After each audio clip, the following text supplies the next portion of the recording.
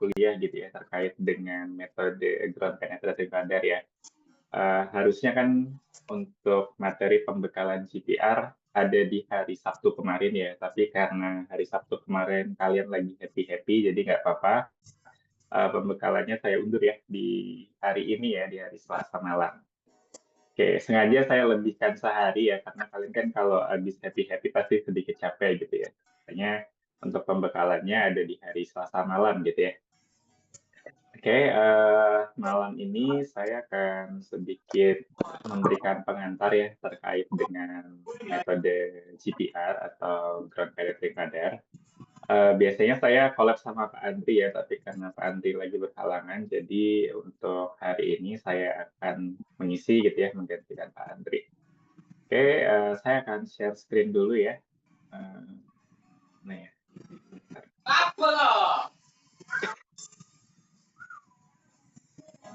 Oke.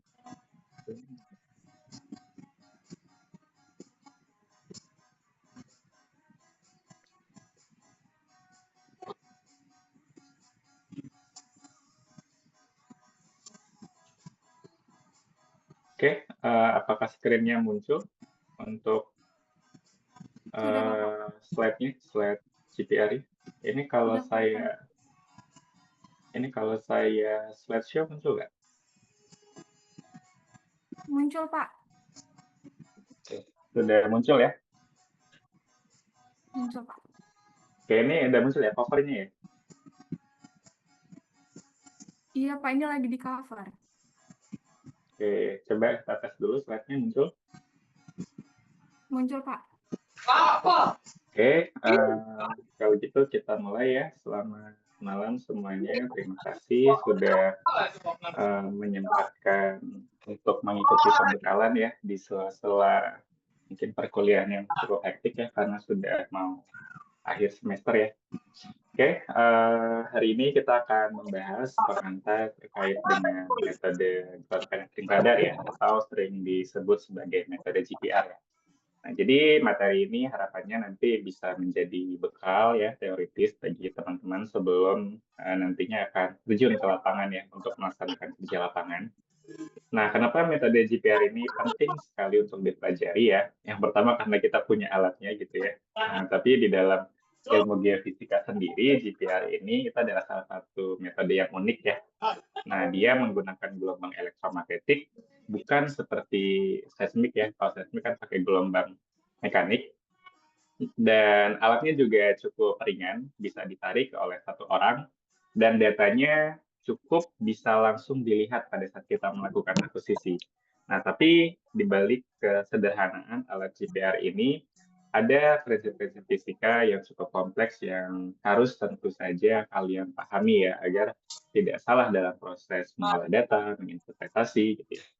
Nah, di kuliah lapangan nanti, kalian akan melakukan seluruh rangkaian data dalam metode GPR ini ya, mulai dari tahap mendesain survei, kemudian melakukan akuisisi data, sampai di proses pengolahan dan juga interpretasi data.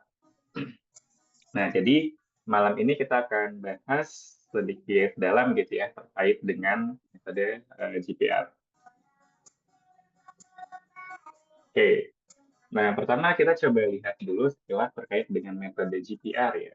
Nah, jadi metode GPR atau kita kenal sebagai metode Ground Penetrating Radar, ya ini merupakan salah satu metode geofisika yang tujuannya untuk mempelajari kondisi bawah permukaan berdasarkan sifat elektromagnetik, ya, dengan menggunakan gelombang radio ya, gelombang radio pada rentang frekuensi 10 sampai dengan 4.000 MHz ya, atau 10 MHz sampai dengan 4 GHz ya.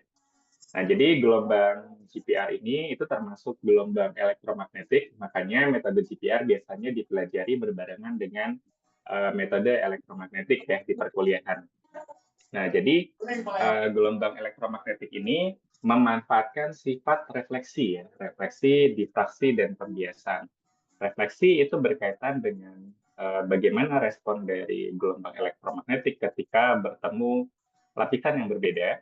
Kemudian sifat difraksi itu muncul ketika gelombang elektromagnetik menemukan suatu anomali ya, suatu anomali mungkin yang bersifat titik ya, mungkin seperti utilitas, kemudian anomali-anomali lainnya yang bentuknya itu bukan berasal dari struktur geologis.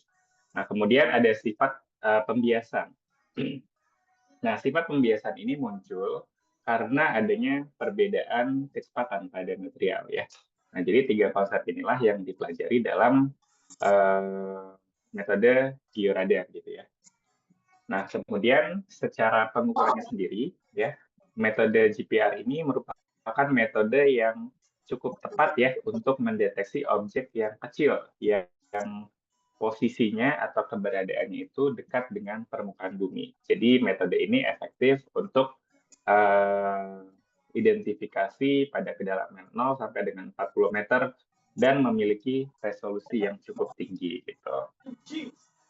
Nah, kemudian kalau kita lihat ya, ini saya mungkin nggak terlalu panjang ya, karena kalau di kuliah mungkin kan bisa detail. Jadi saya hanya sedikit recap aja terkait dengan materi perkuliahan kalian. Nah, di slide ini kalian bisa lihat bagaimana sih metode GPR ini bekerja secara skematis gitu ya. Jadi kalau kita lihat di bagian sisi sebelah kiri ya, yang gambar ini, nah di sebelah kiri ini ada sebuah ilustrasi sistem dari GPR, di mana di sini ada transmitter sebagai tempat untuk memancarkan sinar ya, atau biasa disebut sebagai TX. Kemudian di sini ada receiver sebagai penerima sinyalnya.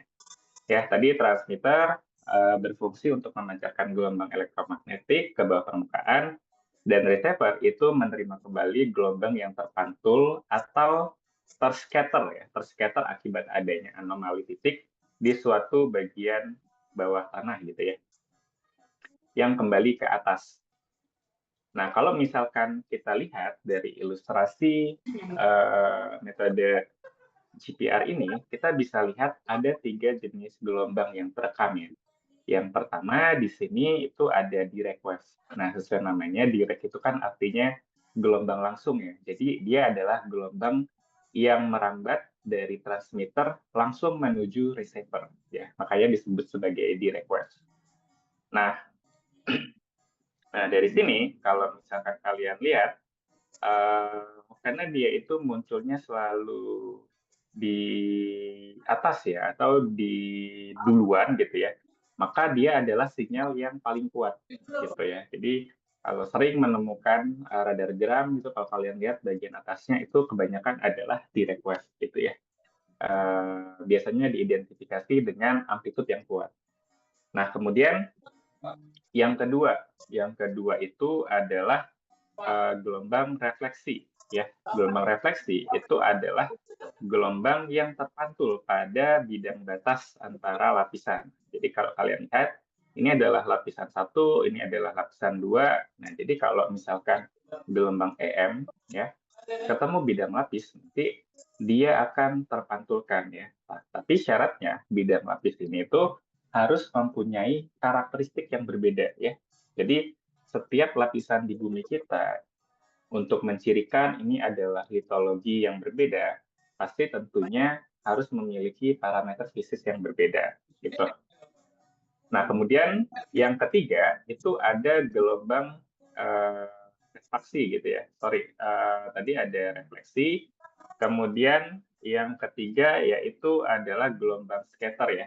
Nah, yang gelombang scatter itu adalah gelombang yang mana ketika dia merambat, dia itu bertemu semacam anomali lah gitu ya. Bisa dibilang kalau di survei utilitas itu adalah utilitasnya gitu ya. Jadi kalau dia ketemu objek scatter atau asing gitu ya, nah nanti dia bisa memantulkan sinarnya juga gitu ya, atau gelombangnya. Nah, jadi 3 ini yang biasanya ada dalam data radargram kita gitu. Nah, tadi mengingat radargram ini kan dia merambat melewati litologi gitu ya. Nah, jadi kalian perlu perhatikan bahwa setiap lapisan ini, lapisan 1, 2, 3 ini, itu dikarakterisasi oleh 2 parameter dalam metode elektromagnetik. Yang pertama, yaitu sigma ya, yaitu sigma. Nah, sigma ini apa? Sigma ini adalah konduktivitas listrik dan ada juga epsilon. Epsilon ini adalah permitivitas ya. Nah, jadi dua kombinasi parameter inilah yang menentukan bagaimana gelombang itu berperilaku di dalam tanah.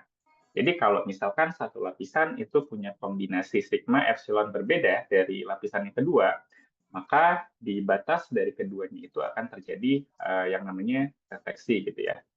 Jadi kalau misalkan dua lapisan antara epsilon dan sigmanya itu tidak kontras atau tidak berbeda, maka tidak akan terjadi refleksi. Nah, ini sesuai dengan prinsip dasar di fisika gitu ya. Nah, kemudian kalau misalkan kita lihat di sisi yang sebelah kanan, ini ada sebuah kurva ya. Ada kurva RDP dan juga resistivitas. Nah, kalau kita amati dari kurva ini, RDP itu apa namanya kepanjangannya kalau nggak salah berkaitan dengan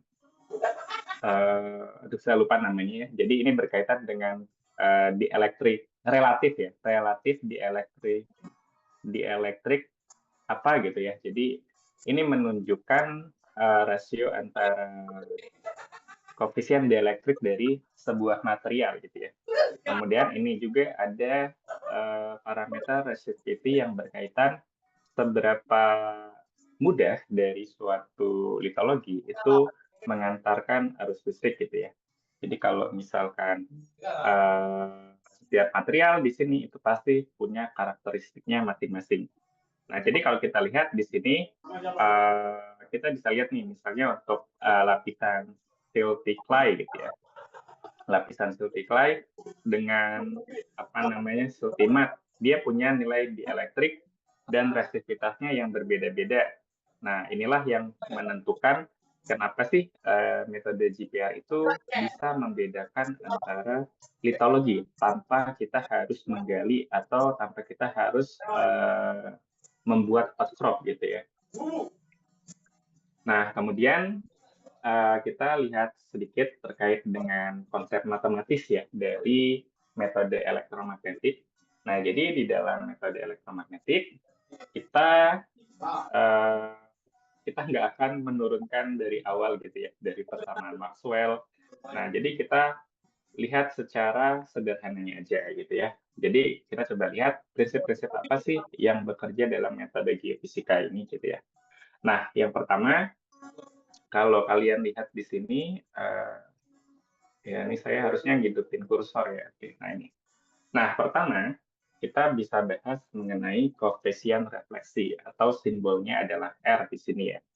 Nah, kalau kalian lihat, kalau kalian sudah mengambil metode seismik, ini kan sebenarnya mirip dengan metode seismik ya. Jadi, R itu sama saja dengan selisih impedansi dibagi dengan jumlah impedansi. Ini kalau di seismik. Nah, tapi kalau untuk di GPR, kita lebih sering menuliskannya dalam akar epsilon ya. Kita sering menuliskannya dalam akar epsilon, yaitu akar epsilon ya dikurang akar epsilon 2 dikurang dengan akar epsilon 1 ya. Lalu dibagi dengan akar epsilon 1 ditambah dengan akar epsilon 2. Itulah bedanya antara yang seismik dengan yang elektromagnetik ya. Nah, yang penting dari R ini bukan nilai absolutnya ya, tapi tandanya. Jadi di dalam apa namanya koefisien refleksi, tanda itu menentukan sekali gitu ya.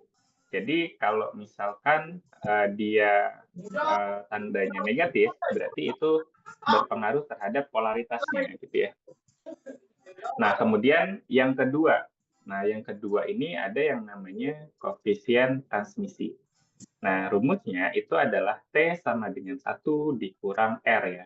Nah, kalau kita lihat R-nya itu adalah koefisien efektivitas yang ini gitu ya. Nah, kalau dari sini, ini tuh bisa memberikan informasi kepada kita seberapa besar sih porsi energi yang berhasil menembus ke lapisan berikutnya. Jadi kalau misalkan energinya habis, ya berarti ketika dia tembus ke lapisan berikutnya itu energinya sudah semakin mengecil gitu ya. Nanti akan berpengaruh terhadap kadar gramnya.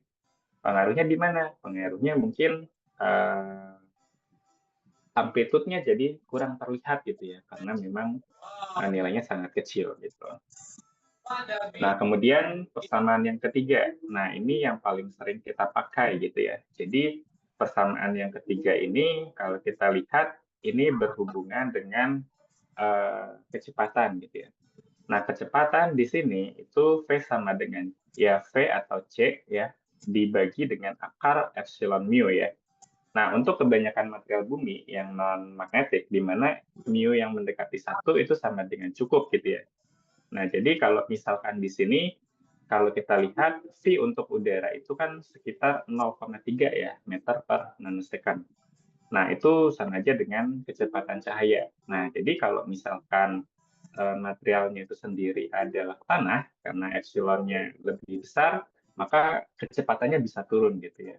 Nah, contohnya kalau misalkan untuk pasir kering, nah itu punya nilai epsilon sekitar 4 ya. Jadi mungkin nilai V-nya atau nilai kecepatannya itu sekitar 0,15 ya, nanometer per second.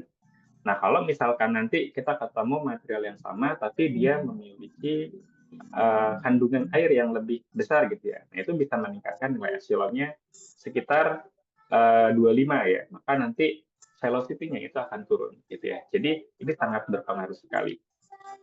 Nah, kecepatan yang kita gunakan di sini itu juga nanti sangat bermanfaat digunakan untuk mengkonversi ya. Jadi kalau kita mengukur di lapangan, kita kan dapat datanya itu dalam satuan TWT ya, atau dalam domain waktu. Nah, tapi ketika kita mau menginterpretasikan data radiogram ini, data ini perlu kita konversi dulu menjadi domain kedalaman.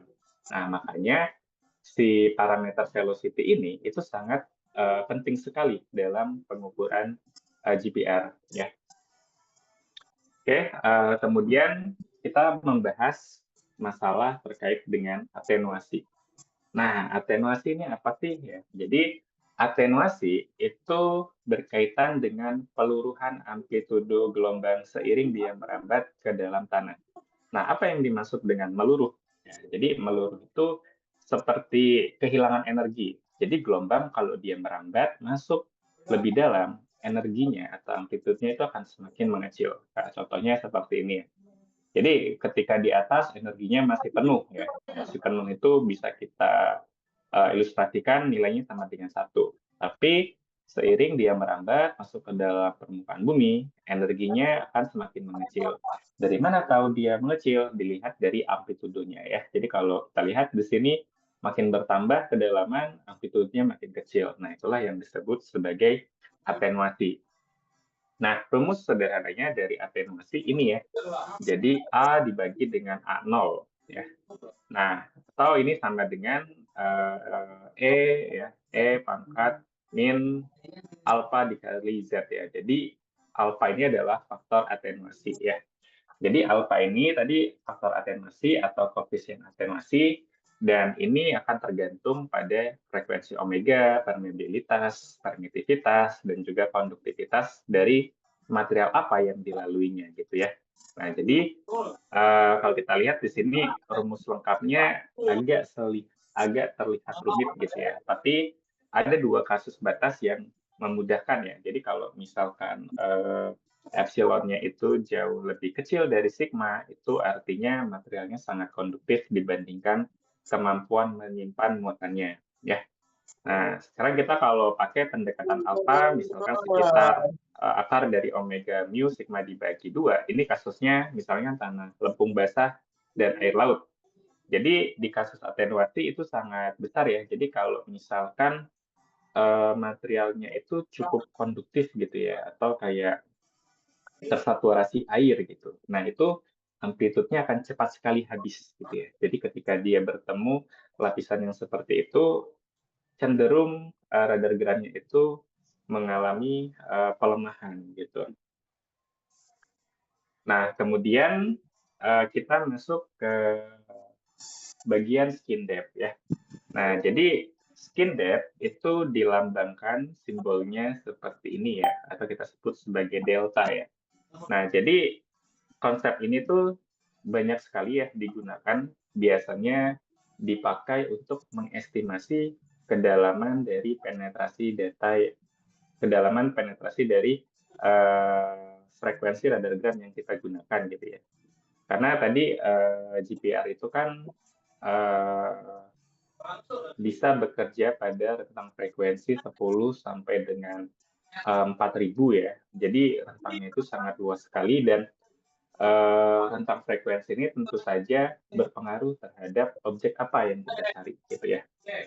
Jadi kalau misalkan kita sedang menginvestigasi litologi ya, litologi itu kan sangat sangat biologi sekali gitu ya, dan biasanya butuh penetrasi atau kedalaman yang lebih dalam lah gitu ya. Maka kita akan bermain atau kita akan mengukur pada radargram dengan frekuensi rendah, mungkin sekitar 10, 25 megahertz gitu ya. Tapi kalau misalkan kita survei untuk yang lebih detail, seperti contohnya adalah survei utilitas, nah, maka biasanya kita akan gunakan GPR yang frekuensinya rentang 100 sampai dengan 1000 gitu ya. Nah, jadi frekuensi di sini sangat berpengaruh ya. Jadi frekuensi itu sangat berpengaruh terhadap resolusi yang akan kita dapatkan. Jadi kalau frekuensinya rendah, penetrasinya bisa dalam, tapi resolusinya rendah gitu ya. Tapi kalau kita mau mengejar resolusi, maka penetrasinya yang rendah gitu ya. Nah, kemudian kalau kita lihat atau kita balik lagi ya ke rumus Kedap ini, ada dua rumus pendekatan yang perlu kalian tahu gitu ya. Nah, untuk kasus konduktif, di mana omega epsilon ini jauh lebih kecil dari sigma, maka deltanya kira-kira sama dengan 503 gitu ya, 503 kali akar 1 per sigma kali F ya. Nah, ini biasanya satuannya sigma dalam Siemens ya, Siemens per meter, atau F-nya dalam frekuensi ya. Oke. Apa sih? Apa sih daftar ulang tuh berarti apa? Ya, daftar ulang ya. Oke. Ini tolong di-mute dulu ya. Nah, sekarang kita coba lanjutkan lagi ya. Nah, kemudian kita lanjut yang kedua ya. Jadi tadi kalau misalkan tadi ya ini ada dalam satuan Siemens ya. Kalau yang ini pasti dalam satuan frekuensi.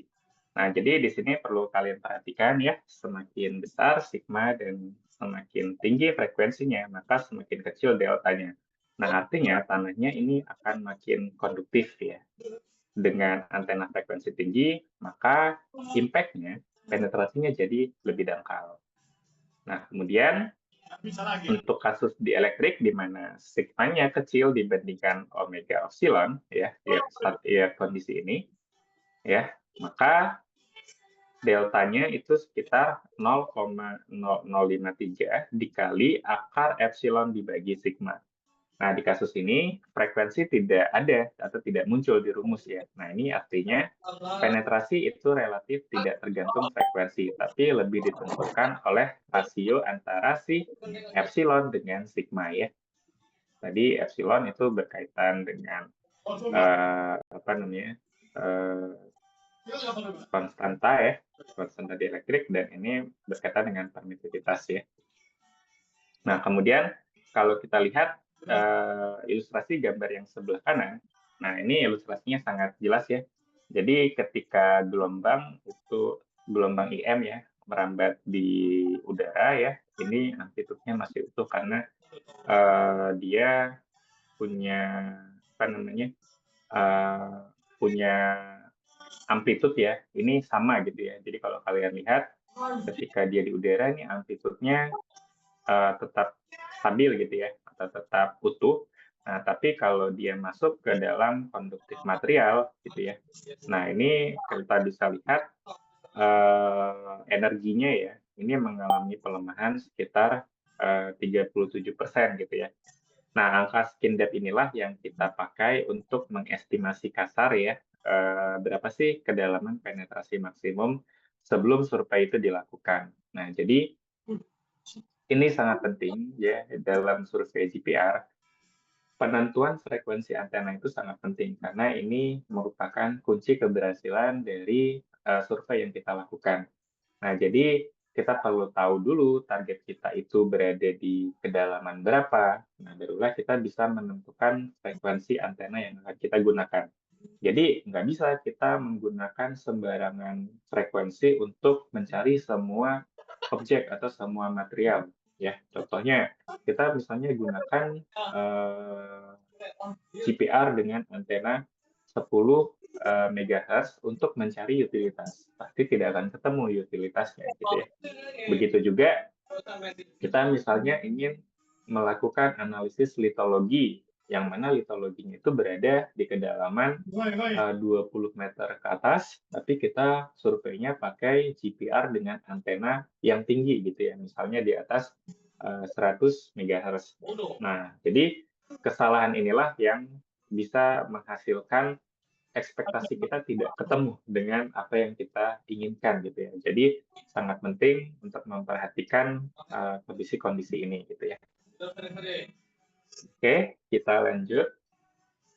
Nah, berikut ini ada ilustrasi ya terkait dengan bagaimana sih survei GPR itu berlangsung dan bagaimana kira-kira bentuk dari gambaran reflektornya gitu ya.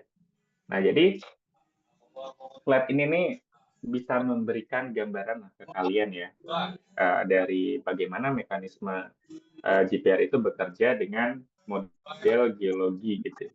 Nah, jadi misalnya dalam use case ini ya, kalau kalian lihat di gambar yang sebelah kiri ini, jadi di sini tuh ada alat GPR ya, alat GPR yang bergerak sepanjang permukaan tanah dari kiri ke kanan gitu ya. Nah, jadi ketika antena ini berada persis di atas objek titik, misalnya di sini objek titiknya yang ini ya, yang si utilitas ya, atau yang berbentuk lingkaran ini gitu ya. Nah, jadi jika dia bergerak tepat di dekat atau di atas si objek pipa ini, atau batu besar atau apapun, dia akan merekam jarak terpendek ke objek tersebut.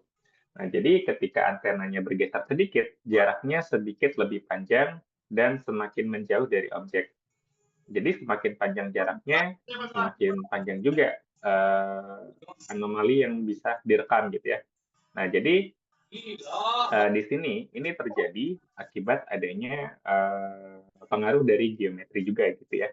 Jadi objek titik tersebut ya ini akan muncul di radar kita sebagai pola hiperbola gitu ya.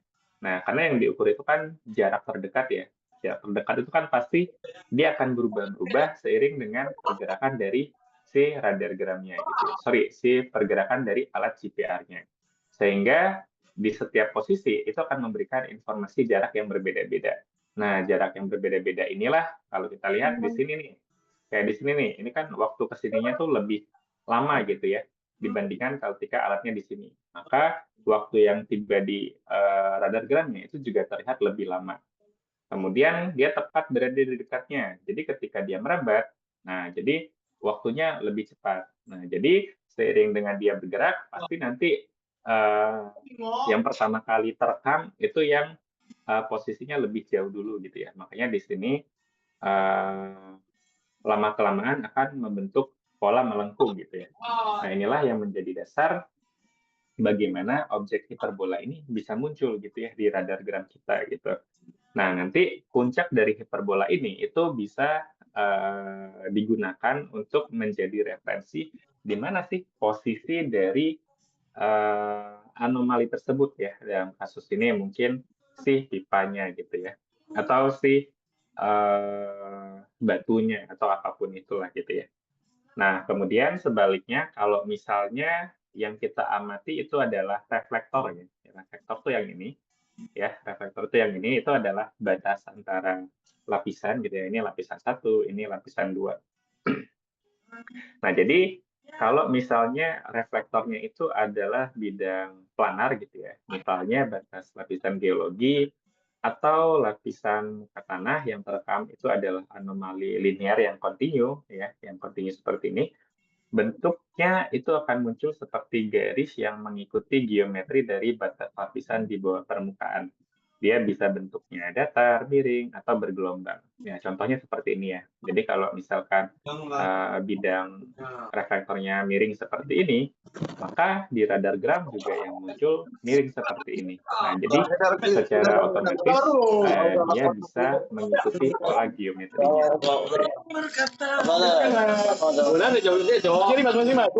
Nah, sekarang kalau kita ingat-ingat dari apa yang sudah saya sampaikan, ada beberapa parameter yang penting gitu ya dalam survei GPR gitu ya. Nah, parameternya apa saja? Jadi parameternya tadi ada 4 ya. Yang pertama ada konstanta dielektrik atau kadang ditulis simbolnya K atau epsilon.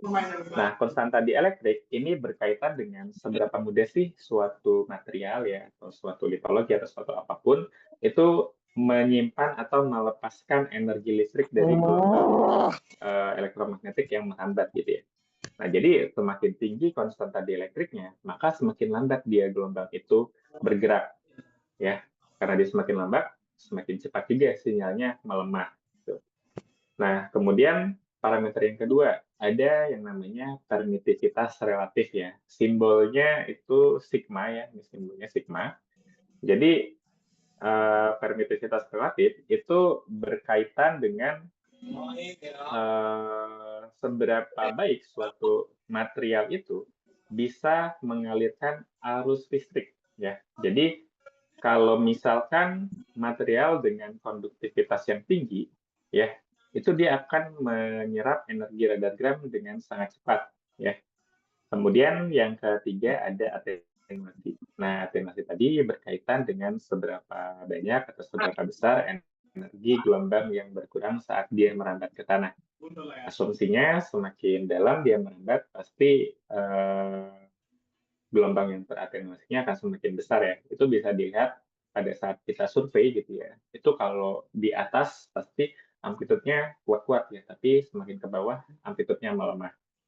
Nah, kemudian ada kecepatan. Kecepatan ini itu adalah seberapa cepat dari gelombang radar merambat dalam suatu material, dan kecepatan ini akan bergantung pada konstanta dielektrik tadi ya. Nah, jadi material dengan konstanta dielektrik rendah itu akan memiliki kecepatan yang tinggi. Nah, kemudian yang selanjutnya ini ada informasi resolusi dalam GPR. Nah, tadi saya sempat mention bahwa resolusi itu berkaitan dengan frekuensi, gitu ya. Nah, jadi ketika kita survei, kita kan pasti akan menentukan jenis antena atau frekuensi berapa yang akan kita gunakan. Dan ini akan bergantung pada apa yang ingin kita investigasi, gitu ya.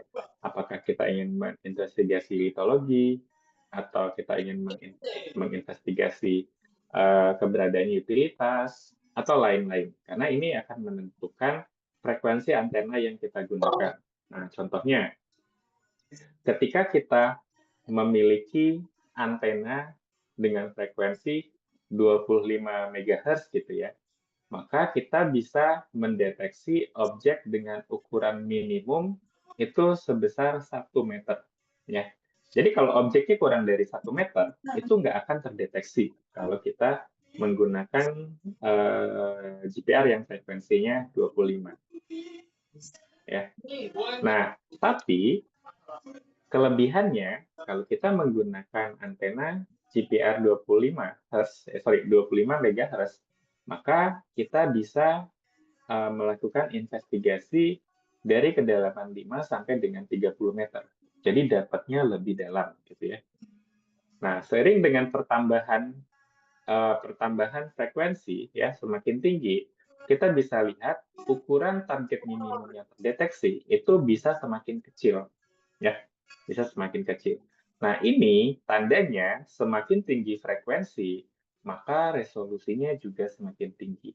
Jadi kemampuan dari suatu sinyal untuk membedakan dua objek yang berdekatan itu semakin bagus. Nah, itu disebut sebagai resolusi yang tinggi. Nah, tapi dampaknya, kalau kita lihat dari jarak kedalamannya, semakin tinggi frekuensinya, semakin kecil penetrasinya ya. Artinya, penetrasi atau kedalaman yang bisa digambarkan itu semakin dangkal. Nah, jadi ini akan berkebalikan gitu ya. Jadi frekuensi dengan kedalaman itu berkebalikan. Kalau kita butuh survei litologi dengan kedalaman yang cukup dalam, kita harus pakai yang frekuensi rendah. Kalau misalkan kita butuh yang resolusi tinggi, maka kita pakai antena GPR yang frekuensinya tinggi gitu ya. Jadi bisa disesuaikan tergantung apa yang kita cari gitu ya. Nah, sekarang pertanyaannya, kalau misalkan saya punya utilitas pipa gitu ya. Utilitas pipanya itu ukuran 7 cm. Ya, 7 cm. Jadi kalau berdasarkan informasi frekuensi ini, kira-kira saya harus menggunakan antena berapa kira-kira? Ada yang tahu?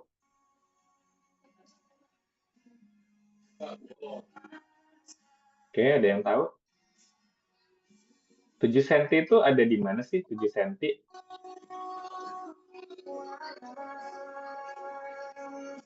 Oke, kalau kita lihat 7 cm itu ya berdasarkan ukuran target minimum. Kalau yang 400 ya, 400 MHz itu dia bisa mendeteksi paling kecil sebesar 0,05 meter, berarti sekitar 5 cm. Nah, berarti dari sini untuk pipa berukuran 7 cm ya, diameter 7 cm itu berarti masih bisa terdeteksi kalau kita menggunakan antena dengan frekuensi 400. Nah, sekarang kita tinggal lihat, kira-kira pipanya itu ditanam di kedalaman berapa? Misalnya pipanya ditanam, kalau orang nanam pipa kan biasanya nggak dalam-dalam ya, paling ada di rentang 1 meter, 2 meter gitu ya, maksimal. Nah, jadi dengan frekuensi 400 Hz itu sudah bisa mendeteksi pipa utilitas berdimensi 7 cm. Gitu. Oke, nah kemudian kalau kita lihat tabel referensi ini adalah tabel properti fisik material. Nah, jadi seperti yang tadi sempat saya mention di awal bahwa dalam elektromagnetik itu punya parameter fisik yang bisa kita gunakan sebagai kontrol. Ya. Parameter yang paling penting itu adalah seperti permitivitas, konduktivitas gitu ya, kemudian velocity dan juga atenuasi. Nah, ini adalah gambaran-gambaran dari beberapa properti fisik material ya. Misalnya seperti udara. Udara itu punya permittivity relatif sebesar 1, punya nilai conductivity sebesar 0 gitu ya. Artinya dia nggak bisa itu menghantarkan listrik gitu ya. Menghantarkan listriknya buruk. Nah, kemudian dia punya rata-rata velocity sebesar 0,3 ya. Dan atenuasi sebesar 0. Ya, jadi gelombang kalau merambat di udara itu tidak mengalami atenuasi. Makanya tadi gambarnya kalau di sini ya. Jadi ketika si elektromagnetiknya merambat di udara, amplitudenya masih utuh ya, sampai dia ketemu bidang batas dengan konduktif material. Nah, barulah dia mengalami atenuasi. Ya, itu adalah alasan kenapa nilainya atenuasinya konstantanya sama dengan 0 gitu ya. Nah, terus material-material yang lain, di sini kalian bisa lihat ya, untuk jenis material lain nanti bisa dibaca-baca ya. Nah, kemudian kita masuk ke tahap pekerjaan GPR ya. Jadi, gimana sih step-stepnya ketika kita mau melakukan pekerjaan GPR? Nah, yang pertama yang harus dilakukan adalah preparation ya. Pasti semua metode pasti ada persiapannya. Nah, yang pertama kita harus melakukan preparation. Di sini prosesnya adalah menyiapkan kebutuhan survei ya, termasuk alat serta desain surveinya. Nah, jadi desain survei itu sangat penting karena ini bisa menjadi penentu target, kemudian bisa digunakan sebagai referensi untuk memilih antena dan juga pemilihan lintasan. Dan pemilihan lintasan itu juga sangat penting ya, karena kalau kita survei, lintasannya salah, bisa objek yang dicari tidak ketemu gitu ya. Semua rata-rata dalam metode geofisika, ketika kita mau melakukan survei itu biasanya selalu memotong tegak lurus dari objek yang dicari. Kalau misalkan kita survei patahan, ya survei patahnya itu harus tegak lurus dengan lintasan kita supaya terlihat kontrasnya. Tapi kalau kita surveinya, misalkan kita survei pipa gitu ya, atau utilitas pipa, kita surveinya mengikuti arah pipa, itu nggak akan ketemu pipanya. Jadi biasanya lintasan surveinya pasti tegak lurus atau memotong dari objek yang kita cari. Nah, setelah kita melakukan persiapan, langkah selanjutnya adalah melakukan akuisisi data. Jadi, akuisisi data ini kita mengambil data di lapangan, kemudian ada beberapa hal juga yang bisa menjadi concern ya, seperti kita nggak boleh menggunakan atau membawa pakaian yang mengandung metal, logam gitu ya. Nggak boleh juga bawa barang elektronik ya. Ya benar sih, GPR-nya kan memang alat elektronik, tapi kita nggak boleh menambahkan noise di situ ya. Jadi sebisa mungkin barang-barang yang sifatnya metal, logam, elektronik seperti HP, HT, nah itu dihindari ketika survei gitu ya. Maksudnya nggak boleh dekat-dekat dengan alatnya. Nah, kemudian sebelum kita melakukan survei juga, kita perlu melakukan kalibrasi alat ya. Jadi kalibrasi alat itu harus selalu dilakukan sebelum kita mengambil data. Contohnya, ketika kita mau melakukan survei, pertama kalau misalkan alatnya itu ada rodanya gitu ya, kita coba ukur dulu nih pakai meteran gitu ya, kita bentang meteran sepanjang 10 meter misalnya. Terus kita coba jalankan si alat itu sepanjang bentangan meteran tersebut. Kalau misalkan jarak yang terbaca di alat itu menunjukkan yang sama dengan meteran, berarti tidak ada masalah dengan rodanya gitu ya. Jadi ada beberapa skenario lah yang bisa kita gunakan untuk mengkalibrasi alat.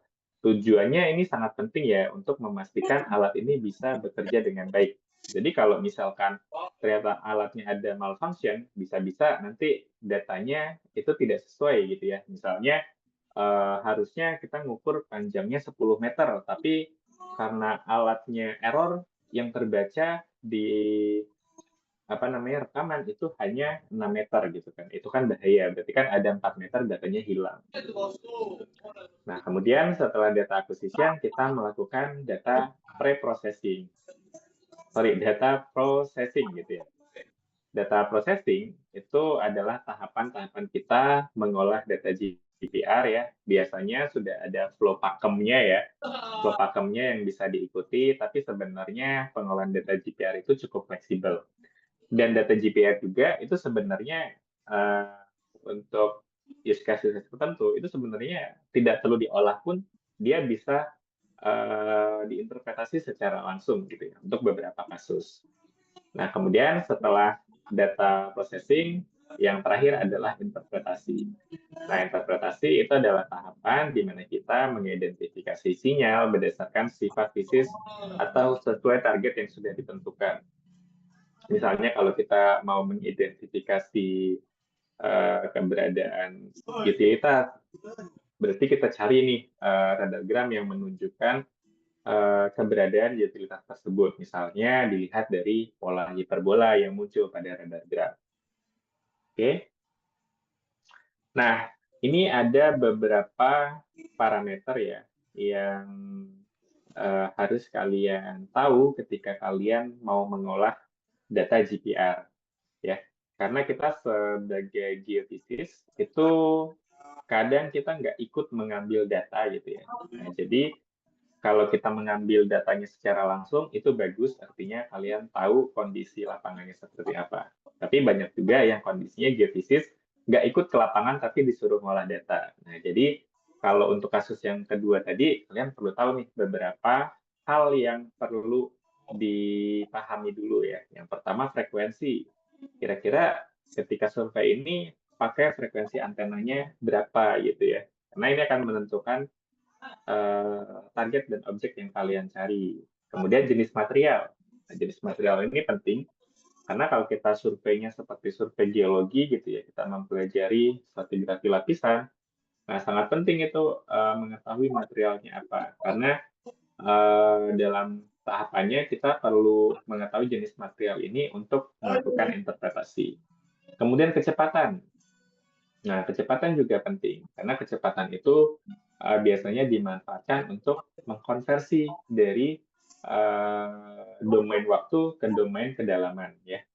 Kemudian sumber noise, kira-kira ada nggak sumber noise yang bisa menjadi penyebab datanya terganggu? Misalnya pas survei kalian bawa HP, kemudian bawa HT yang bisa memancarkan dan mengganggu gelombangnya gitu ya.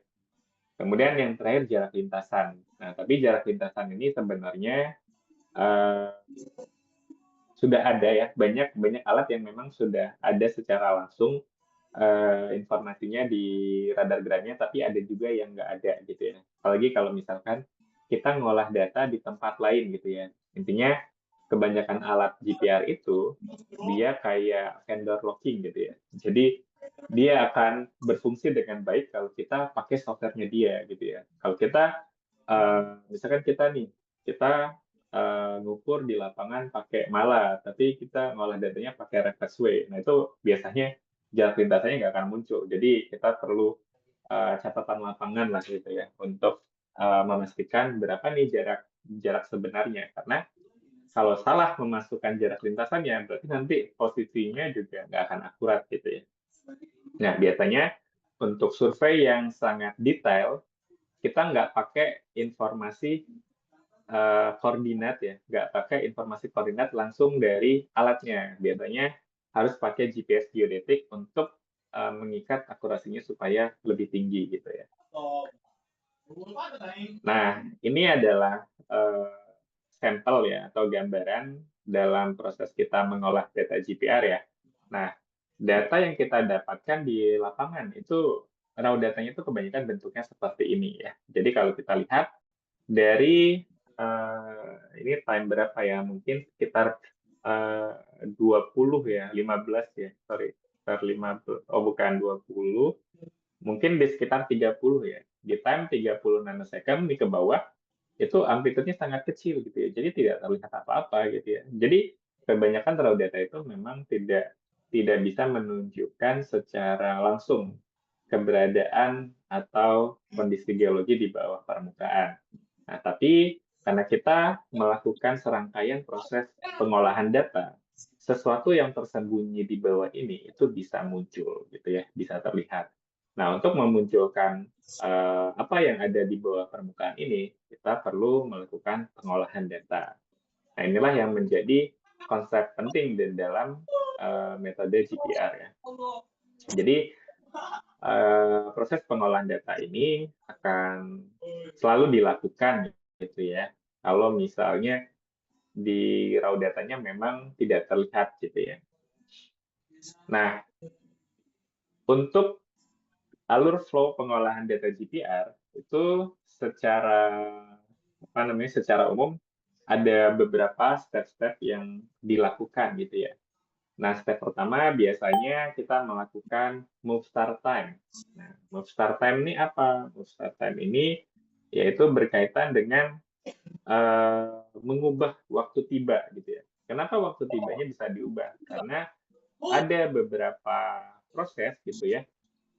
Ada beberapa proses di dalam kita mengukur dengan alat-alat tertentu itu kadang terdapat delay gitu ya. Delay itu terjadi ketika sinyalnya ketika menyentuh tanah gitu ya, itu terdapat semacam gap ya, semacam gap atau semacam jarak yang bisa menyebabkan posisi nol itu tidak tepat ketika gelombangnya itu menyentuh tanah gitu.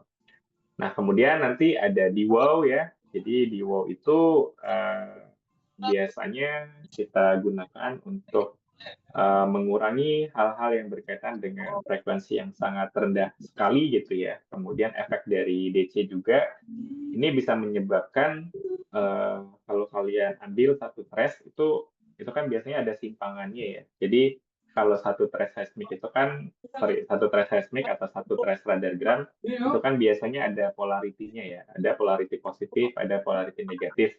Nah, DWOW itu sering atau kita ngomong sebelum DWOW dulu. Nah, biasanya pada data radar kalau misalkan alat ini mengalami kelelahan atau apa gitu ya. Nah, jadi setiap data itu sebenarnya kan punya noise alami yang datang dari alat gitu ya. Nah, kemudian noise ini itu bisa menyebabkan datanya mengalami simpangan. Jadi gantungan dari polaritasnya itu tidak tepat berada di nol. Kadang dia bergeser sedikit ke kanan atau sedikit geser ke kiri. Nah, tujuan DEO itu adalah untuk mengatasi hal tersebut. Nah, kemudian kita juga melakukan gain. Nah, gain ini untuk apa? Nah, gain ini ya tujuannya untuk menguatkan sinyal. Karena kalau kalian lihat tadi, sinyal yang di bawah itu kan sangat lemah gitu ya. Nah, karena sinyalnya sangat lemah, jadi harus dikuatkan supaya yang hidden gem di bawahnya ini tuh bisa muncul, bisa terlihat gitu. Kemudian kita melakukan band pass ya. Nah, band pass ini apa? Band pass ya tujuannya untuk membatasi sinyal ya, karena sinyal yang masuk ke receiver itu bisa di rentang berapapun, sedangkan antena kita itu kan khusus ya, dia memberikan informasi pada rentang-rentang tertentu. Kalau misalkan kita pakai antena 400 MHz, ya berarti puncak sinyalnya itu kan harusnya ada di sekitar situ ya. Jadi semua sinyal-sinyal yang di luar bandwidth-nya itu dibuang gitu ya, supaya kita fokus terhadap sinyal-sinyal yang datang dari radargramnya. Nah, kemudian yang selanjutnya adalah background removal. Ya, jadi background removal itu tujuannya untuk menghapus noise background ya. Biasanya noise background ini diidentifikasi dari penampang horizontal ya. Jadi kalau misalkan kalian lihat ada kayak reflektor-reflektor yang bentuknya itu lurus gitu ya, lurus. Nah, itu kadang-kadang disebabkan karena adanya noise background. Nah, ini bisa dihapus dengan menggunakan proses background removal. Nah, tapi untuk kondisi bawah permukaan yang memang sebenarnya itu bentuknya itu adalah lateral, nah kita harus hati-hati menggunakan background removal gitu ya. Tapi ini bisa dilihat sih sebenarnya dari radargram ya, kalau misalkan pola reflektornya itu berundulasi ya sebenarnya itu aman-aman aja gitu ya kalau kita menggunakan background removal. Nah, kemudian ada running average ya. Running average ini nanti bisa kita gunakan untuk membuat radargram jadi terlihat smooth. Jadi selain smooth juga itu biasanya dipakai untuk menghilangkan noise-noise yang sifatnya acak gitu ya. Nah, biasanya running average itu banyak digunakan kalau kita survei GPR dengan alat yang sifatnya pengukurannya secara kontinu. Ya, itu akan bagus menggunakan running average agar kontinuitas pada data radargramnya itu bisa terlihat lebih smooth gitu ya. Karena kalau kita mengukur pakai alat yang tipenya itu adalah kontinu ya, itu dia kita mau berhenti bergerak atau apapun dia akan tetap mengukur gitu ya. Kemudian kalau misalkan alatnya itu juga tidak stabil gitu ya, nggak selalu napak tanah, kadang agak lompat-lompat gitu ya. Nah, itu juga bisa menyebabkan bentuk radargramnya kurang bagus. Jadi itu bisa diperbaiki dengan cara melakukan running average.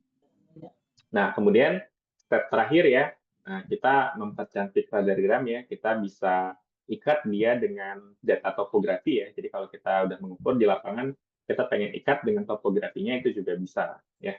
Nah, catatan di sini, flow pengolahan ini tuh sebenarnya bisa bervariasi ya, tergantung pada kondisi data dan tujuan. Jadi, proses pengolahannya cukup fleksibel. Kita nggak harus selalu mengikuti ini gitu ya. Kadang-kadang kalau kita sudah melakukan band pass filter, terus gain-nya kurang bagus nih, nah itu bisa sebenarnya kita gain lagi gitu ya. Jadi, nggak ada masalah. Jadi, ini biasanya flow secara generalnya aja seperti ini. Tapi kalau misalkan perlu dilakukan proses-proses khusus atau kita balik ke proses sebelumnya, itu bisa ya. Oke, nah, kemudian ini ada sedikit ilustrasi ya. Nah, ini saya ambil dari mahasiswa bimbingan saya ya, si Neta ya. Nah, ini cukup memberikan gambaran ke kalian ya. Jadi studi kasusnya adalah dia menggunakan data GPR untuk mengidentifikasi litologi batubara gitu ya. Nah, proses yang kita lakukan di sini cukup banyak gitu ya, tapi flow-nya ya mirip-mirip dengan yang digambarkan di sini. Prosesnya dimulai dari melakukan loading data ya, dari raw data, kita bisa lihat nih raw datanya itu seperti ini. Dan kalau kalian lihat, di sini tuh di bawah ini nggak menunjukkan apa-apa gitu ya. Kalau kalian lihat nih warnanya hijau-hijau gini ya, kayak hook ya. Kalau kita lihat ini sekilas, ini tidak memberikan informasi apa-apa gitu ya. Kemudian dilakukan static correction ya untuk memperbaiki dan mengkoreksi statik. Bisa seperti mau start time gitu ya juga boleh. Nah, kemudian dilakukan dewow tadi ya untuk menghilangkan frekuensi-frekuensi yang rendah disebabkan oleh alat dan bisa memperbaiki shifting dari polaritas datanya juga gitu ya. Nah, kemudian karena di sini kita lihat nih yang di bawah di berapa ya ini ya di time 100 nanosecond ke bawah ini kan nggak kelihatan apa-apa ya, warnanya semua kuning gitu ya. Nah, kemudian dilakukan gain.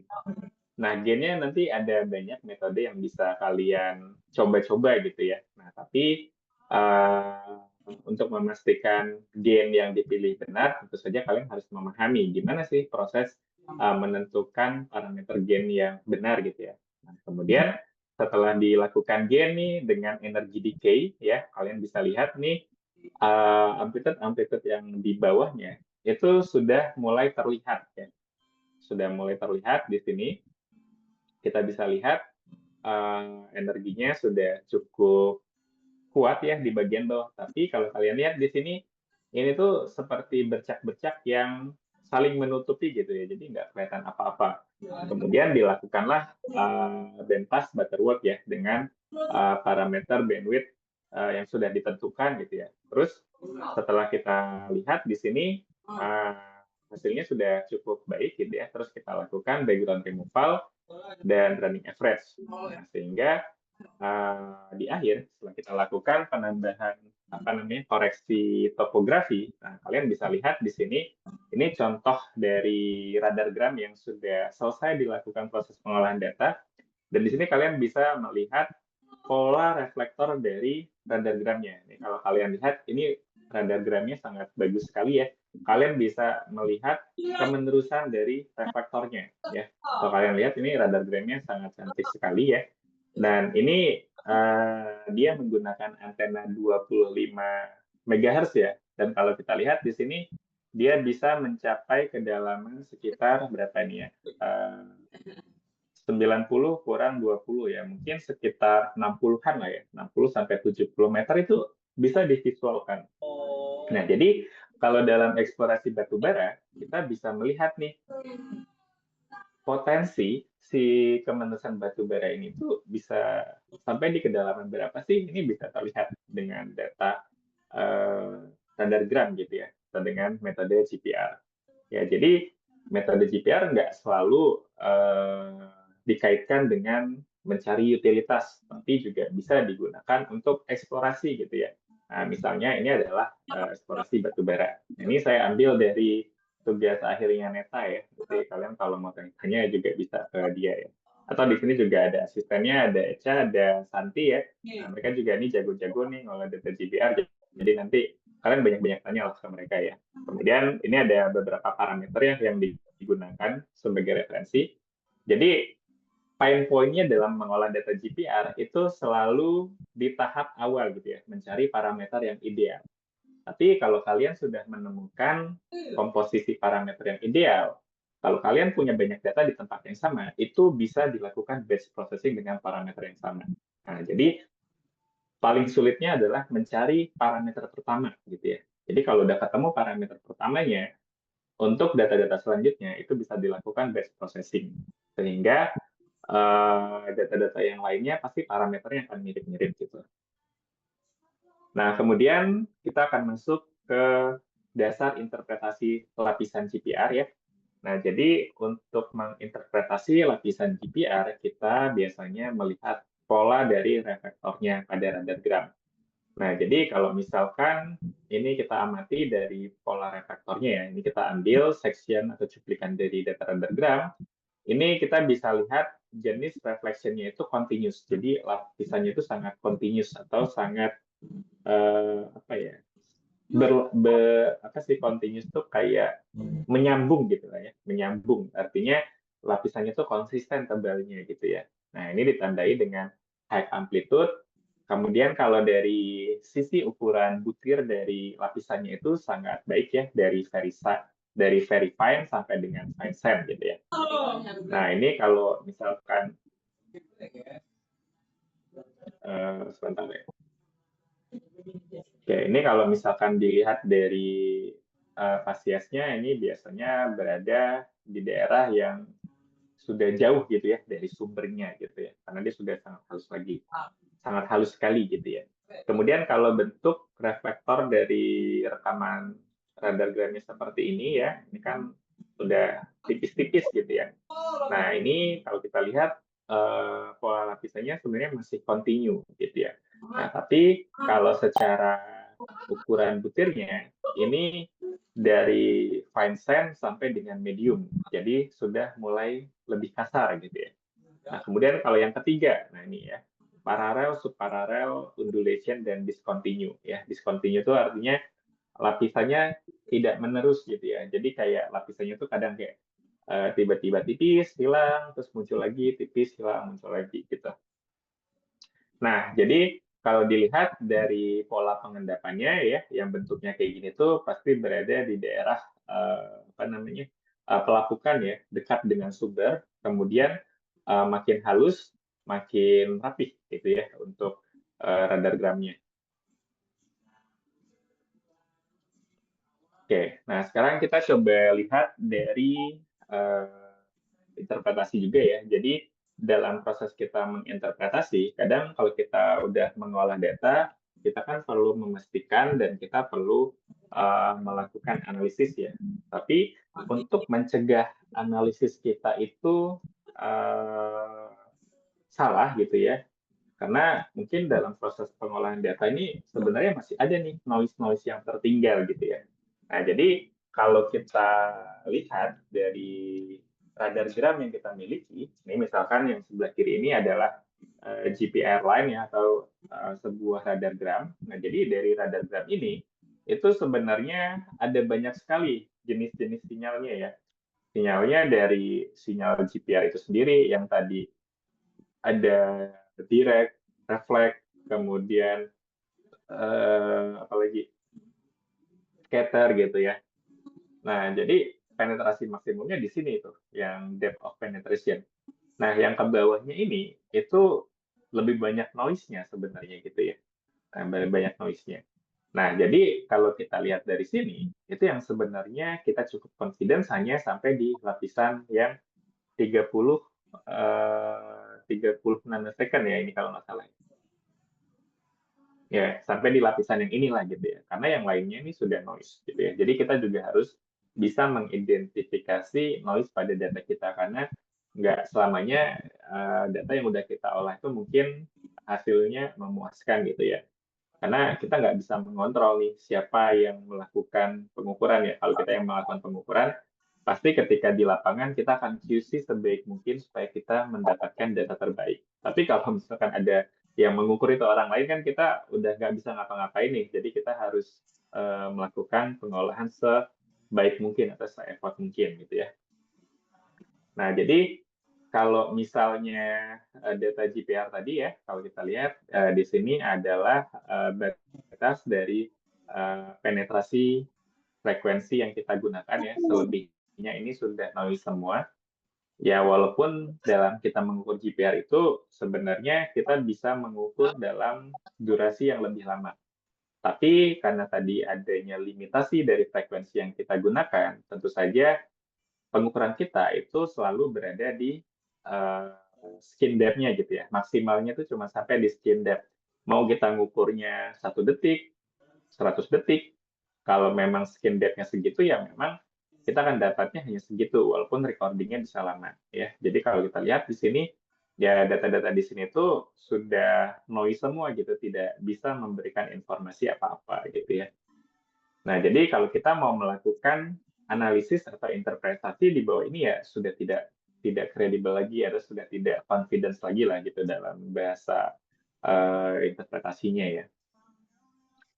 Nah, kemudian kalau kita lihat di sini gitu ya, kita lakukan nih misalnya pengolahan data ya. Nah, tadi kita kan sebenarnya ingin meningkatkan rasio antara sinyal dan juga noise gitu ya. Jadi noise-nya direduksi, sinyalnya kita perkuat sampai kita bisa mendapatkan objek yang kita cari di batas penetrasinya gitu ya.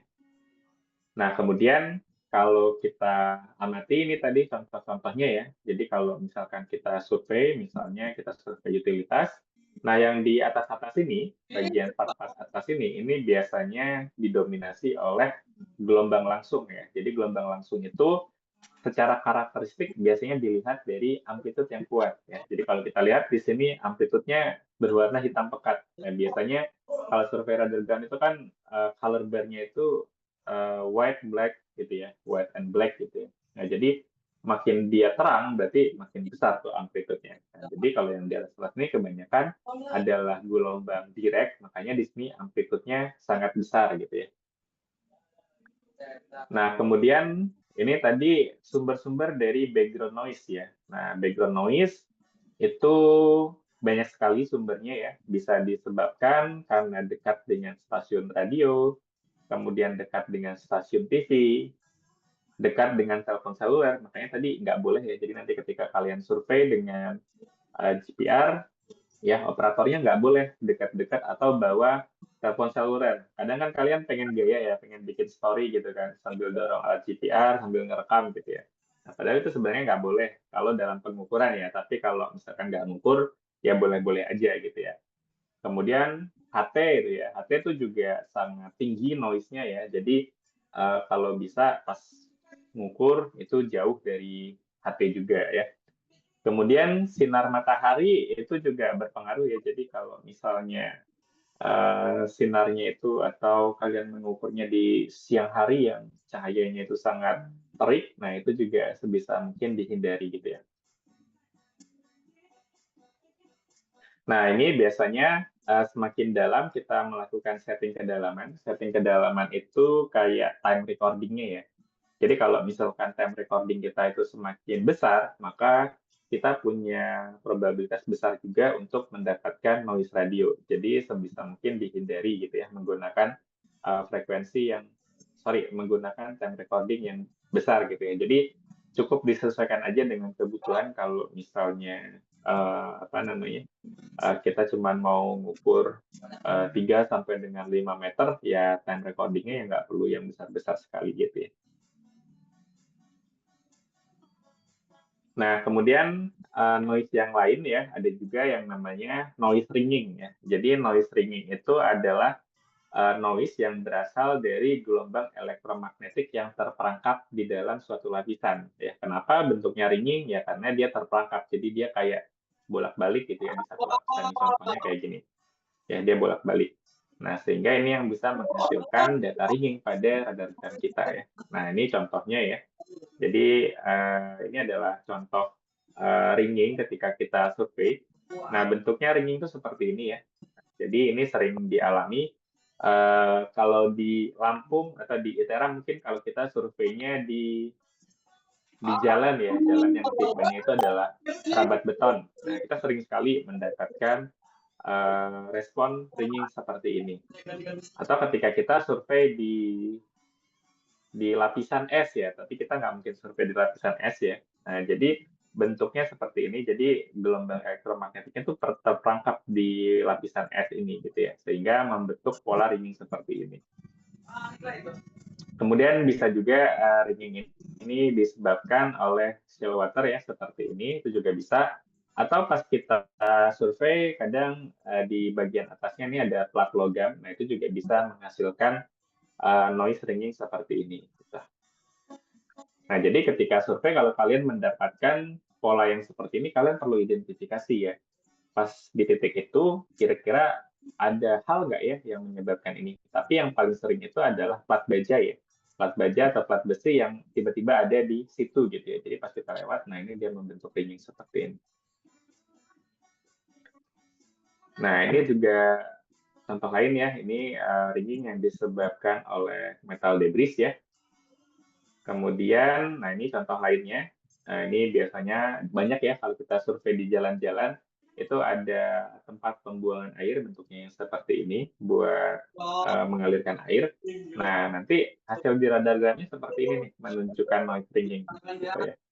Kemudian kalau tadi di jalan, pas di lintasan kita, itu ada kawat besi seperti ini. Nah, itu harus disingkirkan gitu ya. Harus disingkirkan supaya tidak muncul ringing seperti ini. Karena kalau sudah muncul ringing seperti ini, itu sulit sekali untuk membersihkan datanya. Jadi sebisa mungkin ketika kita survei itu mendapatkan data terbaik lah gitu ya. Jadi harus diamati. Jadi sebelum survei itu kalian cek dulu nih lintasannya clear atau enggak. Kalau misalkan lintasannya tadi ada kondisi-kondisi yang seperti ini, ya lebih baik digeser gitu ya, jangan dipaksakan. Nah, kemudian ini adalah ringing yang kita cari ya. Jadi kalau misalkan datangnya dari pipa gitu ya. Tadi kita sudah pelajari gimana ceritanya bisa terbentuk hiperbola yang disebabkan karena perbedaan jarak dari alat yang melintas di atasnya gitu ya. Nah, jadi ini bisa membentuk pola hiperbola seperti ini dan biasanya ini terjadi ya kalau misalnya terdapat hiperbola yang sama gitu ya dengan posisi yang sama. Jadi kalau kalian perhatikan ini adalah contoh hiperbola ya. Ini benar hiperbola tapi ada ringing. Jadi seolah-olah di sini itu si pipanya itu ada dua gitu ya. Padahal sebenarnya pipanya ada satu. Nah, untuk mengidentifikasi pipa ini tuh sebenarnya efek dari ringing, kita bisa cek dari selisihnya ya. Jadi kalau kalian hitung nih panjang ini dari puncak sampai dengan ekornya ini, kemudian kalian pindahkan ke hiperbola yang kedua dan ukurannya sama, itu pasti disebabkan karena adanya noise ringing gitu ya. Padahal yang sebenarnya terjadi di sini hanya ada satu utilitas, tapi bisa terdeteksi dua. Nah, berarti yang satunya ini itu adalah palsu gitu ya. Ini terjadi karena adanya efek noise ringing. Nah, kemudian noise yang lain ada yang disebut sebagai noise free air reflection. Nah, free air reflection itu adalah sinyal elektromagnetik yang bocor ke udara dan terpantul pada objek di sekitarnya. Nah, jadi yang muncul di sini itu adalah gelombang langsung yang terekam dan membentuk diffraksi palsu. Ya, nah jadi bentuk diffraksi palsu itu seperti ini. Nah, ini contohnya ya. Jadi misalkan ketika kita survei di tempat-tempat atau kondisi-kondisi tertentu, kita sering menemukan kondisi free air noise ini gitu ya. Nah, ini biasanya kalau kalian surveinya itu dekat dengan pinggir bangunan, kalian surveinya di underground gitu ya. Kemudian di lorong, itu sering sekali menemukan free air noise seperti ini. Nah, untuk mengidentifikasi ini adalah noise atau bukan, gitu kan. Kalau kalian lihat bentuk polanya seperti ini kan, pasti kalian, oh ini ada pipa nih. Padahal setelah ditelisik lebih lanjut, ternyata ini adalah free air noise gitu ya. Nah, gimana cara mengidentifikasinya? Mengidentifikasinya dengan melihat berapa velocity dari diffraksinya ini gitu ya. Kalau kita lihat, ini nilai velocity-nya adalah 0,3. Nah, ini adalah nilai velocity dari udara. Nah, jadi bisa kita simpulkan bahwa ini tuh sebenarnya bukan berasal dari pipa, tapi ini adalah free air noise gitu ya. Dan free air noise itu berarti dia bukan utilitas, tapi dia adalah noise yang harus dihilangkan gitu. Nah, ini contoh lain ya. Jadi kalau kita identifikasi tadi ya, ini kan polanya sama Pak. Gimana cara ngebedain hiperbola yang berasal dari utilitas dan hiperbola yang berasal dari noise, karena bentuknya sama-sama hiperbola. Nah, tadi ya, kita bisa identifikasi berdasarkan velocity diffraksinya. Jadi kalau ini kita analisis berapa velocity-nya, ternyata velocity-nya 0,1. Nah, tapi kalau yang ini kita analisis berapa velocity-nya, ternyata velocity-nya 0,3. Nah, yang bawah ini sudah bisa dipastikan dia adalah free air noise, dan yang 0,1 itu adalah utilitas ya. Jadi berdasarkan beberapa riset itu rata-rata utilitas itu berada pada rentang velocity 0,1. Bisa 0,9, 0,09, 0,11, 12 gitu ya. Pokoknya pada rentang itu deh pokoknya. Jadi kalau dia nilainya sangat tinggi sekali ya, yaitu 0,3, ini sudah dapat dipastikan dia adalah free air noise gitu ya. Nah, ini tadi banyak ditemukan pada area dengan udara gitu ya. Misalnya tadi di terowongan. Nah, saya juga pernah mendapatkan free air noise itu ketika surveinya di terowongan gitu ya. Kayak di underpass itu ya. Kalian survei di bawahnya, nah pasti akan muncul nih hiperbola seperti ini yang disebabkan oleh free air noise. Oke. Nah, ini sama ya contohnya ini untuk analisisnya dan bisa lihat juga apa sih sebenarnya objek yang dipantulkan di permukaannya. Nah, ini ya biasanya juga muncul kalau kita survei dekat dengan tembok gitu ya. Itu sering memunculkan pola diffraksi free air noise seperti ini ya. Nah, tapi ini cuman ada ujungnya aja. Tapi kalau kita analisis ternyata sama, velocity-nya juga 0,3. Nah, intinya untuk mengidentifikasi itu adalah utilitas atau bukan, kita bisa menggunakan fitting curve ya. Fitting curve itu proses dengan pencocokan velocity dengan kurva seperti ini. Nah, kalau dia nilai velocity-nya adalah 0,3, itu sudah bisa dipastikan dia adalah noise. Oke, nah ini juga sama ya. Jadi kalau kita survei ini di sini misalnya di underpass ya, nah ini akan muncul juga free air noise ya. Oke, itu ya untuk pembekalan dari metode GPR. Oke, mungkin saya kembalikan ke Echa ya. Silakan kalau misalkan ada sesi tanya jawab ya. Terima kasih Bapak untuk penyampaian materinya. Mungkin dari teman-teman angkatan 2023, jika ada pertanyaan, dipersilakan. Mungkin bisa raise hand atau kalau misalnya mic-nya bermasalah, boleh ketik di kolom chat. Ya, silakan Bima. Oke, baik. Terima kasih Kak atas kesempatannya. Mohon maaf sebelumnya Pak, saya tidak bisa on cam dikarenakan meminimalisir terpentalnya regiumnya akibat jaringan. Jadi saya ingin bertanya Pak, untuk kondisi lapangan di Gunung Tiganya nanti yang kemungkinan cukup heterogen ya Pak. Bagaimana si workflow ideal akuisisi GPR ini dari awalnya itu sampai tahap QC atau quality controlnya agar datanya itu diperoleh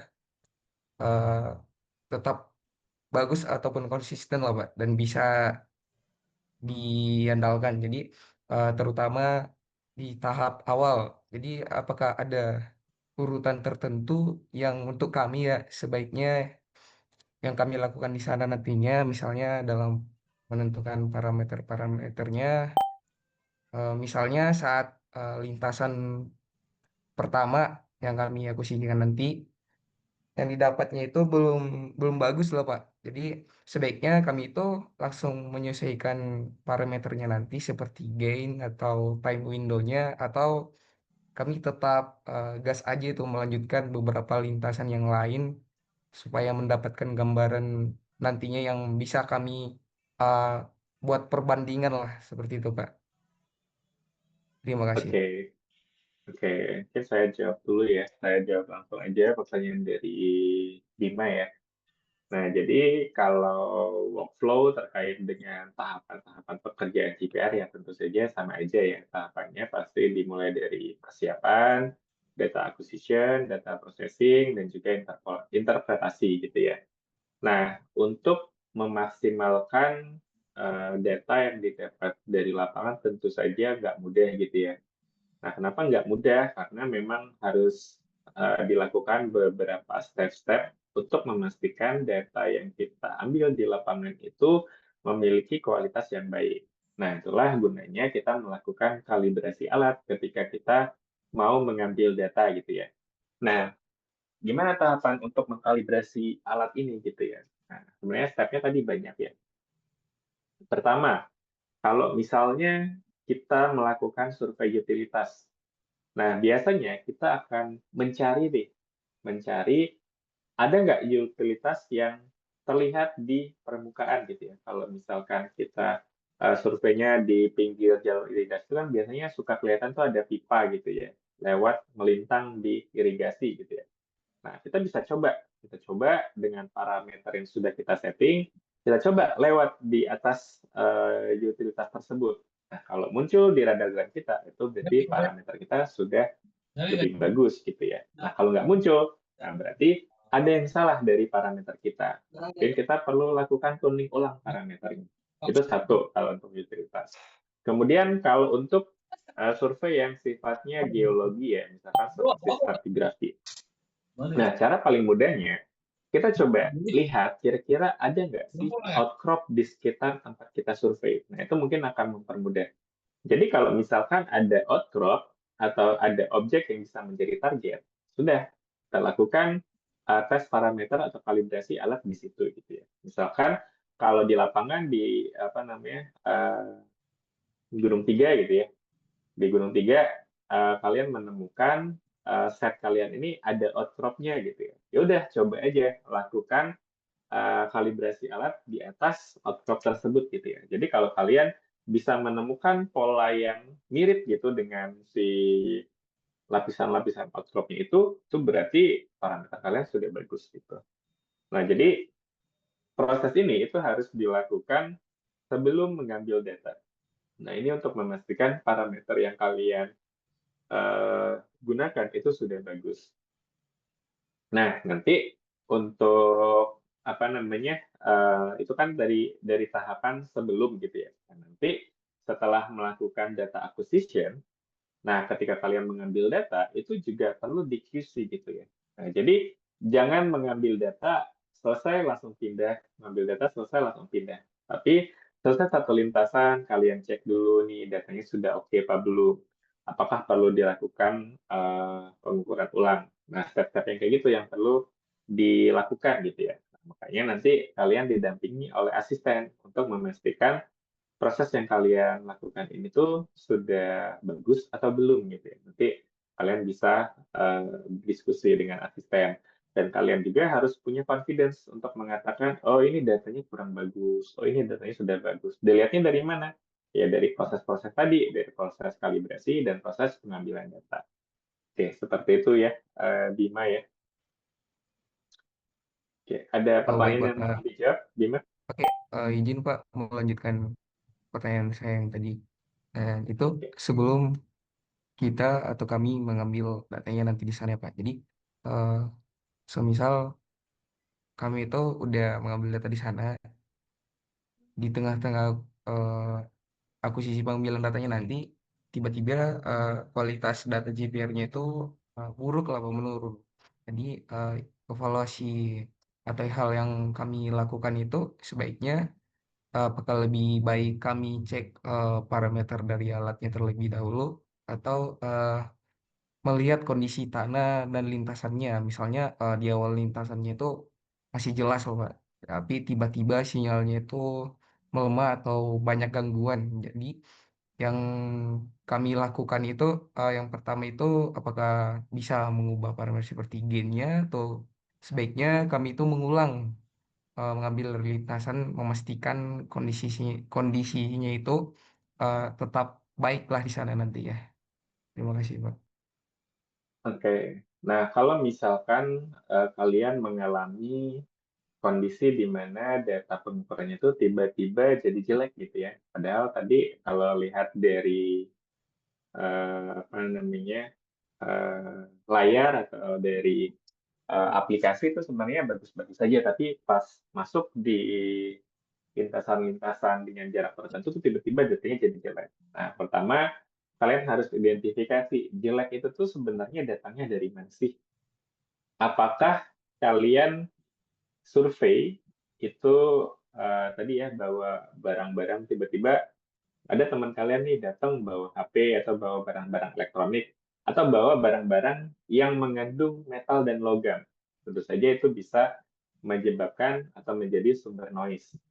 Atau kalian surveinya itu mendekati apa misalnya gardu listrik itu pasti bisa menyebabkan noise gitu. Tapi kalau kalian sudah menjauhi, pasti nanti datanya akan baik lagi gitu ya. Nah, jadi untuk titik-titik yang seperti itu sebenarnya nggak perlu dilakukan pengukuran ulang karena kalau kalian ukur ulang pun pasti hasilnya akan sama ya. Yang bisa dilakukan itu adalah menandai. Jadi kalau pas mengukur ditandai, oh daerah sini itu kita lewatin gardu listrik yang tegangannya tinggi. Karena gelombang elektromagnetik kalau ketemu gardu listrik, itu kan pasti akan menyebabkan noise ya, berarti harus dihindari. Ya sebenarnya kita harus menghindari sumber-sumber noise itu, gitu. Makanya penting mengidentifikasi sumber-sumber noise sumber-sumber noise dari gelombang elektromagnet itu apa saja sih, gitu ya. Nah, pertama dari tim surveinya dulu. Pastikan tim surveinya ini sudah memenuhi SOP, nggak pakai komponen-komponen yang mengandung metal dan logam, nggak pakai atau nggak bawa barang elektronik pas lagi survei DPR. Gitu. Nah, jadi make sure-nya dari situ dulu, ya. Jadi kalau itu sudah, nah nanti kita bisa identifikasi sumber noise yang lain gitu ya. Karena kalau mau diulang pun pasti hasilnya akan sama gitu. Nah, jadi yang bisa dilakukan adalah mengurangi gitu ya, mengurangi penyebab noise itu sendiri. Gitu, Bima. Oke, baik Pak. Jadi walaupun kami ya sudah nge-clear area nanti di sananya, walaupun kan di sana itu ada heterogen seperti material vulkanik atau variasi kadar air di sananya, Pak. Atau permukaannya itu tidak seragam, ada yang halus, ada yang berbatu atau kasar, berarti tetap aja dilewatin aja gitu berarti, Pak. Oke, ya kalau materi yang heterogen itu kan nanti dampaknya pada saat interpretasi ya. Kalau di slide tadi itu ada contoh-contoh tuh pola-pola dari reflektor radiogram ya yang bentuknya kayak gini, itu kan bisa dihubungkan dengan pola atau kemenerusan dari litologinya. Ada yang kalau dia kayak gini berarti ini tuh lapisannya continuous gitu ya. Tapi kalau misalkan tadi lapisannya heterogen di mana mungkin butir-butirnya itu lebih kasar ya, berarti nanti bentuk radiogramnya akan kira-kira kayak gini gitu. Jadi kalian bisa menjelaskan sumbernya gitu ya. Sumbernya kenapa nih bentuk radargramnya itu kayak gini? Oh, radargramnya kayak gini itu karena pada lapisan tersebut itu litologinya seperti ini dan dominan misalnya ukuran butirnya itu agak kasar gitu. Jadi kalian bisa menghubungkan ke arah situ. Nah, tapi yang perlu diperhatikan itu adalah ketika kita mau melakukan interpretasi, pastikan kita juga memahami kondisi lapangannya itu. Jadi kita punya dasar juga untuk mengatakan ini tuh lapisannya atau topsoilnya. Kalau kalian menggunakan GPR itu kan sebenarnya cuma dapat paling kalau pakai alat kita itu ya paling mentok-mentok berapa ya 40 Hz 40 megahertz ya mungkin mentok-mentok di belasan meter gitu ya. Jadi sebenarnya nggak dapat yang tebal-tebal banget gitu. Nah, jadi kalau di ukuran segitu sih sebenarnya masih topsoil ya sebenarnya. Topsoil menuju lapisan yang lebih padat gitu lah.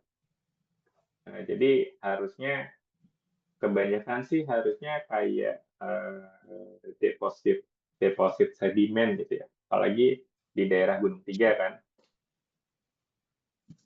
Seperti itu. Oke, baik. Terima kasih, Pak. Berarti nanti dijelasin di saat interpretasinya aja berarti ya, Pak. Betul, yang penting kalian sudah menerapkan SOP untuk mendapatkan data sebaik mungkin. Ya, kemudian ketika mengolah datanya juga kalian paham prosesnya kan. Tujuan mengolah data kan untuk meningkatkan rasio antara sinyal ke noise gitu ya. Sinyalnya lebih banyak, noise-nya dikurangkan gitu. Nah, jadi yang penting sudah dapat SOP kalau misalkan sudah sudah memastikan semua prosesnya dilakukan dengan baik dan mendapatkan hasil yang memang seperti itu, ya tinggal sense data dan geologi saja gitu ya. Jadi kita tinggal menghubungkan nih hasil radargram seperti ini dan kondisi geologinya itu seperti apa gitu ya. Nah, jadi kalian bisa berceritanya dari situ. Oke, baik, Pak. Sudah cukup jelas. Terima kasih banyak, Pak. Oke, mungkin ada pertanyaan lain dari yang lain. Silakan.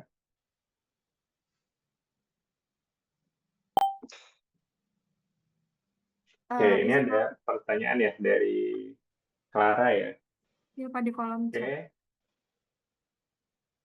izin bertanya Pak tentang hasil dari raw data yang terekam saat pengukuran apabila pada saat mendorong atau mengoperasikan alatnya tidak dengan kecepatan yang konstan, apakah sangat berpengaruh, Pak? Oke. Nah, pertama mungkin yang perlu dipahami ya, bahwa alat GPR, ini layar saya masih ada ya, Google Slide-nya masih ada ya? Masih Bapak. Nah, jadi yang pertama harus dipahami, alat-alat atau jenis-jenis alat GPR itu ada macam-macam gitu ya.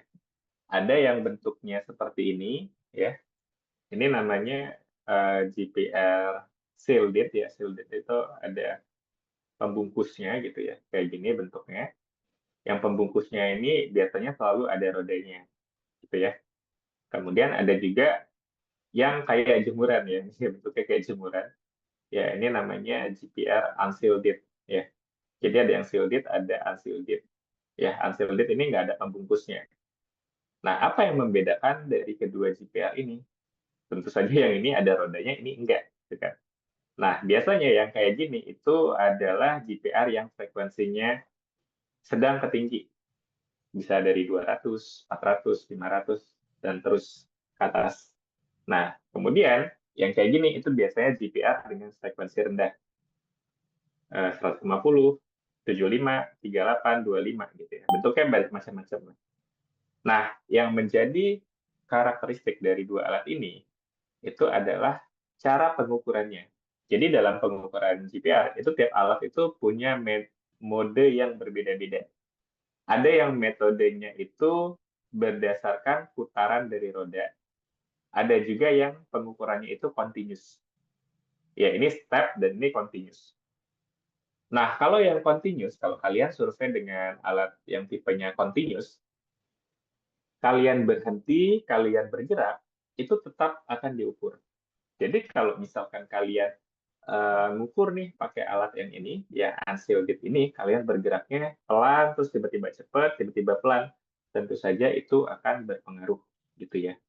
Makanya untuk survei-survei yang biasanya yang kayak geologi gitu ya, yang butuh penetrasi dalam, itu sangat diusahakan untuk bergerak stabil gitu ya. Jadi kalau bisa geraknya stabil. Nah, itu biasanya alatnya bentuknya kayak gini. Bisa kayak gini, atau bisa bentuknya kayak ular. Kayak CPR.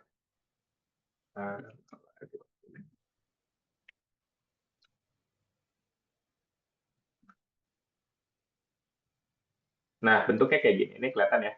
Nah, ini bentuknya kayak ular. Nah, ini tipe mode pengukurannya itu continuous. Nah, jadi ketika dia diam, dia akan tetap mengukur. Dia bergerak, dia tetap mengukur. Ya. Jadi interval pengukuran itu berdasarkan waktu. Misalkan setiap 1 nanosecond dia akan mengukur 1 nanosecond. Nah, tapi kalau misalkan kita menggunakan alat yang kedua nih, yang ada rodanya, ini ketika kita berhenti, maka alatnya nggak akan mengukur. Alatnya ini akan mengukur kalau rodanya bergerak. Ya, biasanya yang kayak gini nih yang frekuensinya tinggi. Nah, jadi untuk pertanyaan Clara itu akan bergantung pada alat apa yang digunakan, ya. Kalau dia unshielded, ketika berhenti dia tidak akan mengukur. Tapi kalau Clara mengukur pakai alat yang kayak gini, ketika Clara berhenti atau ketika jalannya nggak konsisten, kecepatannya itu sangat berpengaruh. Nah, itu ya jawabannya ya, Clara.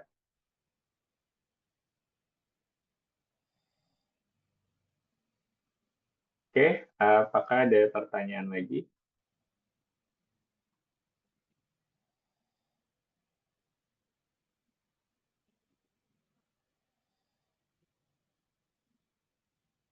Oke, silakan Agnes.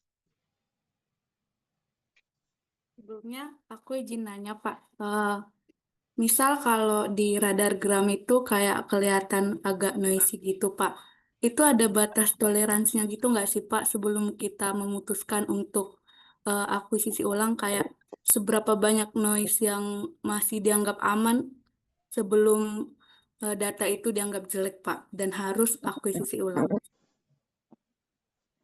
Oke, untuk data yang dianggap jelek itu sebenarnya subjektif ya, tergantung bagaimana orang itu melihat.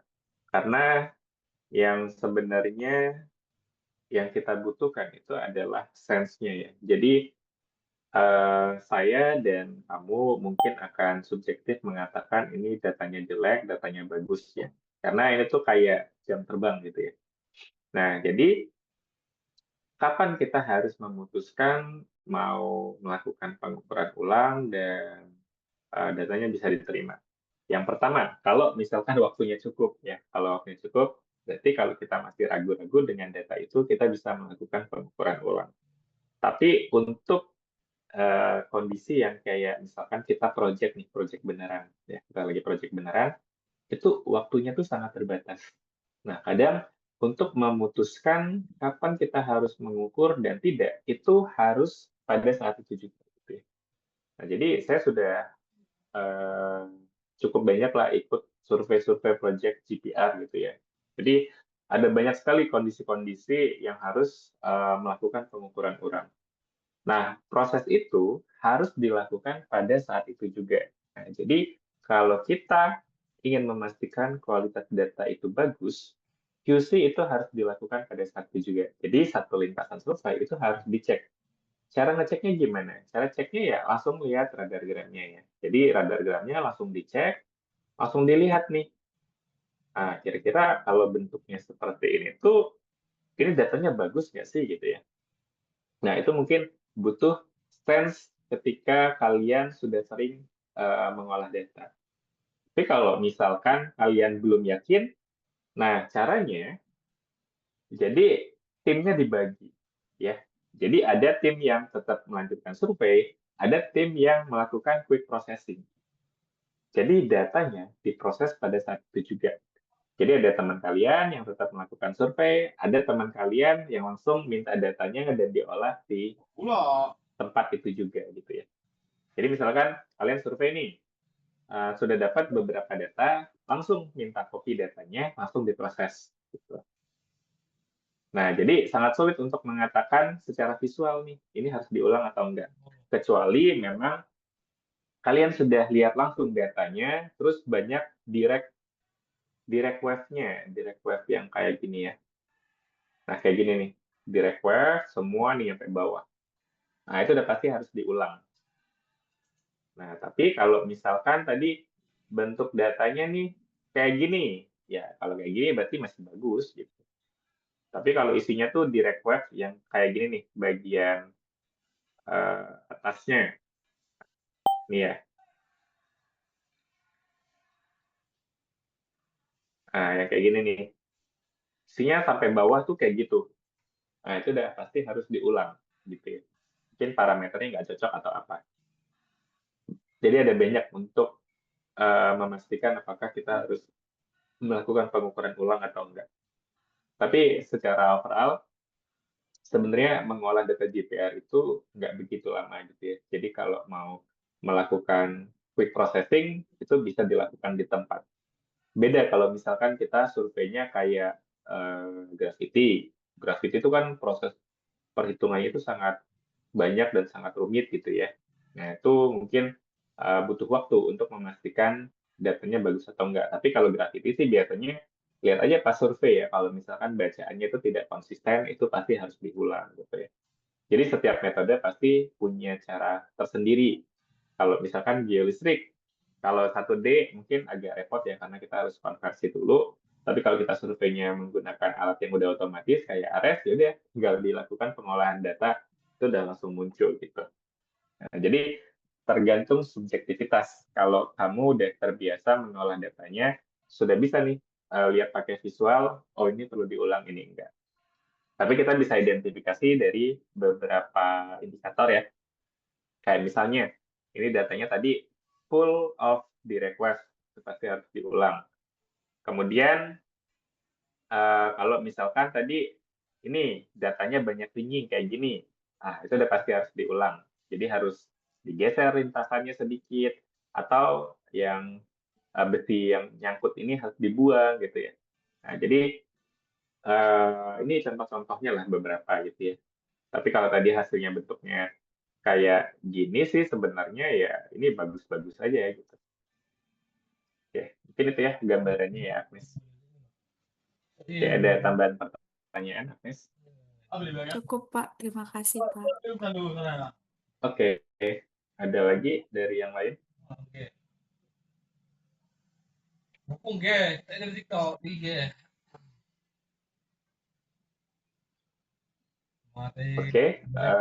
kayaknya nggak ada yang nanya lagi ya.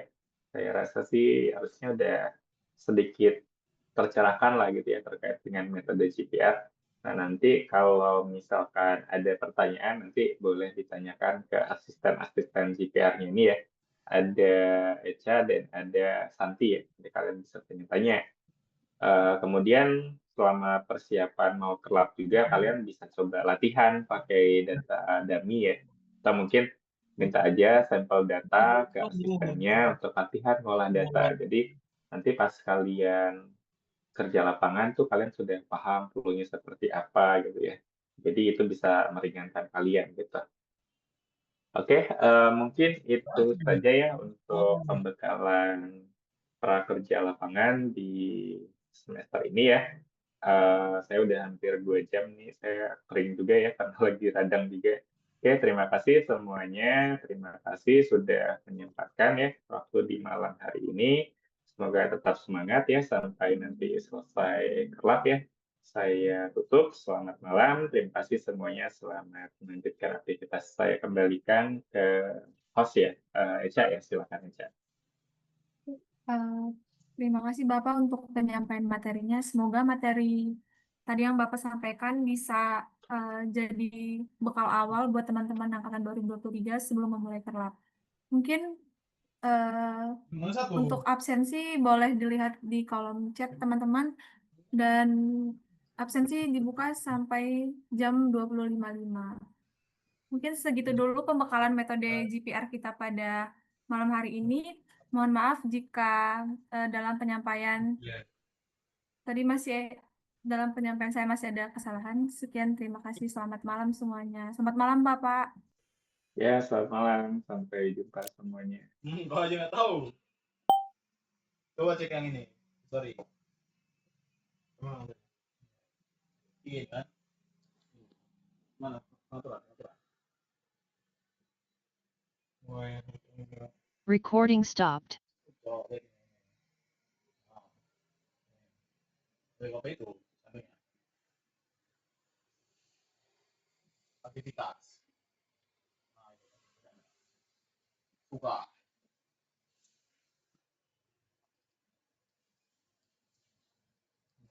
Itu. Penggihnya ini. Udah ya. Ini punya. Ini cek. Ini. Ini apa lah? Ini mah.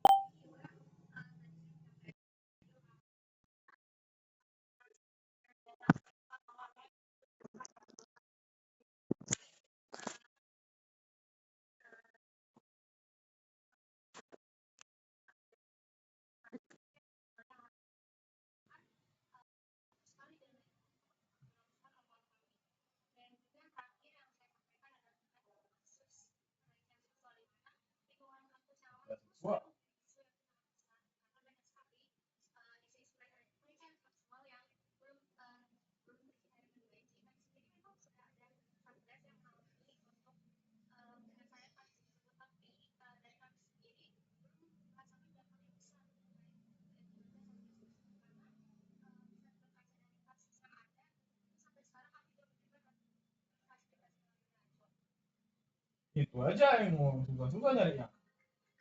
Hah? 3 calon ya. Yang mana yang menang? Yang mana yang menang? Ya ini kata gua yang paling kanan Kita agak ini kiri. yang agak yang ini kata gua yang paling kanan. Ini Lu ini bener sih. STNT. Tahu lapang ini. Jago bapak.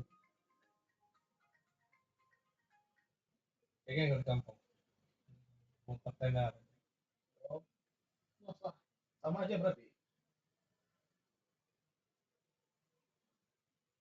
Mati banyak campung aja. Langsung share semua nih kalau mau nyelam. Gimana gini ya?